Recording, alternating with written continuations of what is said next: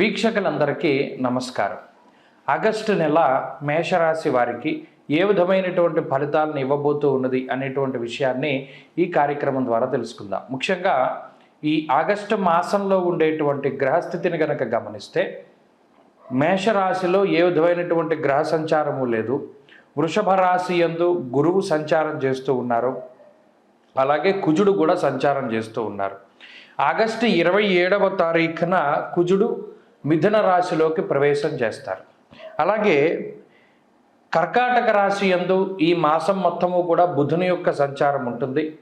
సింహరాశి యందు దాదాపుగా ఈ నెల 16వ తారీఖు తర్వాత నుండి రవి తన యొక్క సంచారాన్ని చేస్తారు. అంటే ఆగస్టు 16కి ముందు రవి కర్కాటక రాశిలో సంక్రమణంలో ఉంటారు. ఆ తదుపరి సింహ సంక్రమణం చేస్తారు. 16 నుండి నెలాఖరు వరకు 5వ స్థానంలో ఉంటారు. ఇక 6వ స్థానంలో శుక్రుడు ఉంటారు ఈ నెలంతా కూడాను. అలాగే కేతువు కూడా 6వ స్థానంలోనే ఉన్నారు. 11వ ఇంట్లో శనేశ్వరుడు, 12వ ఇంట్లో రాహువు. ఇది ఈ రకమైనటువంటి గ్రహ సంపత్తి మేషరాశి వారికి కనబడుతూ ఉన్నది. అయితే ఇందులో యోగించేటువంటి గ్రహాలను కనుక మనం చూస్తే 2వ స్థానంలో ఉన్నటువంటి గురువు మాసం చివరిలో అంటే ఆగస్టు నెలాఖరులో 27వ తారీఖు నుండి బహుశా 4 రోజుల పాటు యోగించేటువంటి కుజుడు. కాబట్టి ఆ కుజగ్రహాన్ని పక్కన పెడితే చతుర్థ స్థానమందు బుధుడు, అలాగే లాభస్థానమందు శనేశ్వరుడు వక్రించి ఉన్నటువంటి గ్రహం. ఈ గ్రహాలు మాత్రమే యోగిస్తూ ఉన్నాయి. ప్రతికూలమైనటువంటి గ్రహాలను కనుక పరిశీలనం చేస్తే వ్యయస్థానమందు ఉన్నటువంటి రాహువు, షష్ఠ స్థానమందు ఉన్నటువంటి శుక్రుడు, అలాగే రవి ఈ మాసం మొత్తము కూడా ప్రతికూలించేటువంటి స్థానాల్లో ఉన్నారు.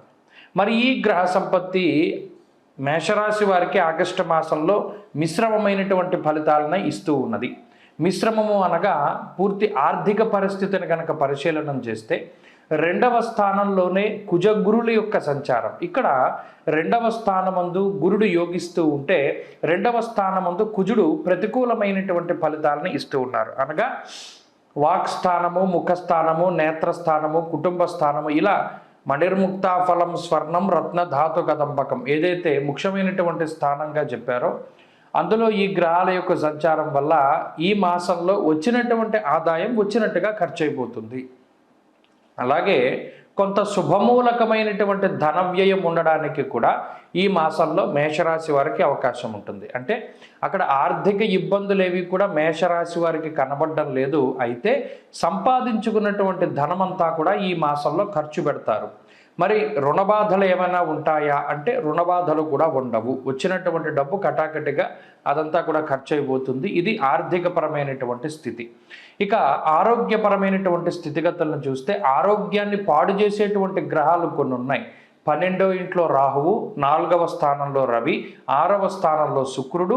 ఈ 3 గ్రహాలు కూడా ఆరోగ్యాన్ని పాడు చేసేటువంటి గ్రహాలే. అంటే ఈ మాసంలో మేషరాశి వారికి ఆరోగ్యపరమైన సమస్యలు ఏ రకంగా వస్తాయి అంటే ఒకటి ఈ సైనస్ల వల్ల వచ్చేటువంటి సమస్యలు, అలాగే యూరినరీ ఇన్ఫెక్షన్స్ వల్ల బాధపడేటువంటి అవకాశములు, మరి ముఖ్యంగా ఎలర్జీలు, స్కిన్ ప్రాబ్లమ్స్, గ్యాస్ట్రిక్ సమస్యలు, మరి ముఖ్యంగా దీన్ని ఏమంటారు అన్నవాహికకి సంబంధించి ఏదైనా చిన్నపాటి సమస్యలు ఉంటూ ఉండడము, అంటే తిన్నది సరిగా అరగకపోవడం లాంటి సమస్యల దగ్గర నుండి వెన్నుపాముకి సంబంధించిన సమస్యలు, అరికాళ్ళలో మంటల దగ్గర నుండి కడుపులో మంట వరకు ఈ రాహువు, రవి, శుక్రుడు కలిగించేటువంటి అనారోగ్య సమస్యలు.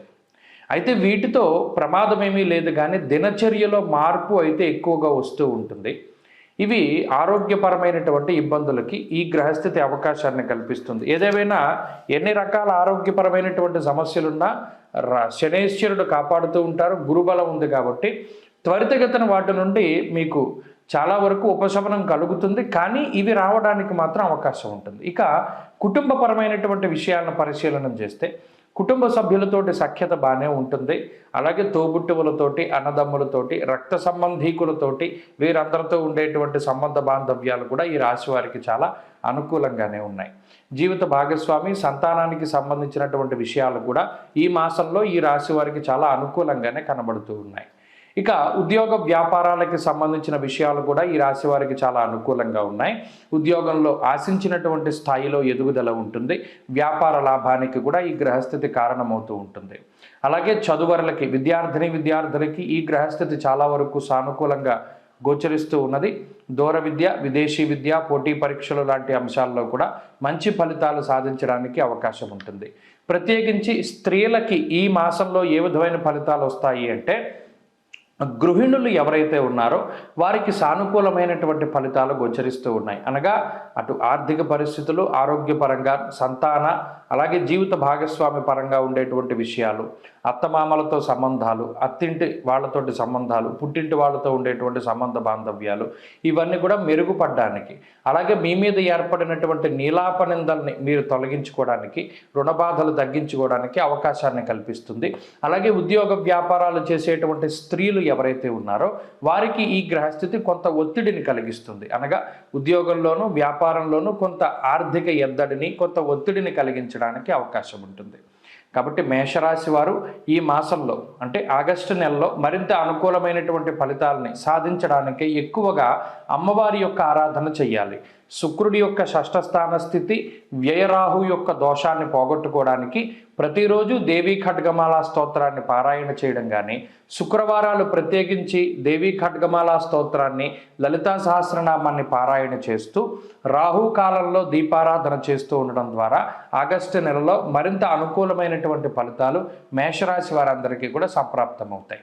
నమస్కారం. జూలై 16వ తారీఖు నుండి దక్షిణాయనం ప్రారంభమవుతుంది.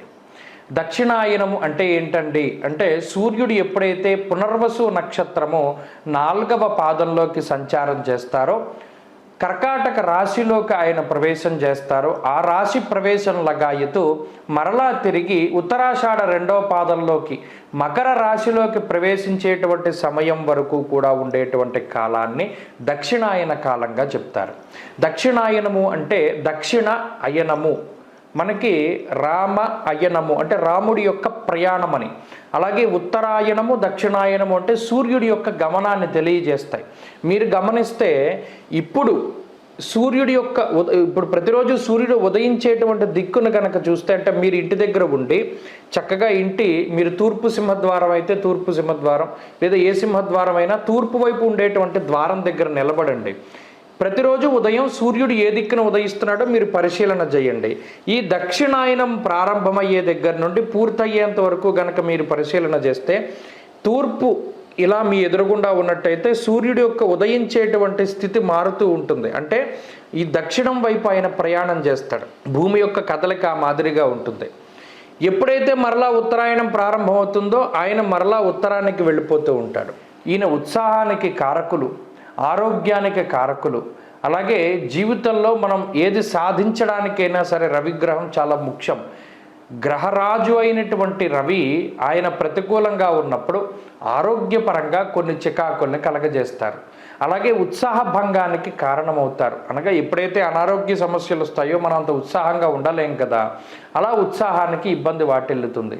దానితో పాటుగా జీవితం అంతా కూడా కొంత ఇబ్బందికరంగా ముందుకు సాగుతుంది. అంత ఆశించినటువంటి స్థాయిలో ఉండదు అనేటువంటి విషయాన్ని మనం దృష్టిలో పెట్టుకోవాలి.